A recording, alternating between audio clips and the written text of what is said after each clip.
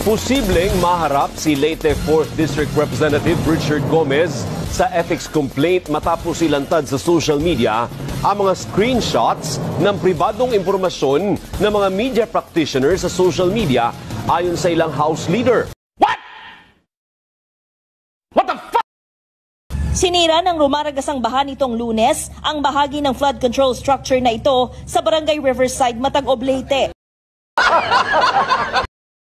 Deretsahang iniugnay ni Matag-Ob Mayor Bernie Tacoy ang naturang proyekto sa congressman ng distrito. Almost done na. Ito yung bumagsak. Lahat ng mga proyekto ng DPWH actually ay walang coordination at walang consultation dito sa local government. Pundo to ng ating ng congressman ng 4th District, pundo ni Congressman Richard Gomez. Hiningi ng ilang media organizations ang panig ni Leyte 4th District Representative Richard Gomez kaugnay nito. Pero imbis na sagutin, inilabas ng kongresista sa isang social media post Huwebes ng gabi ang screenshots ng mga mensahe nila sa kanya.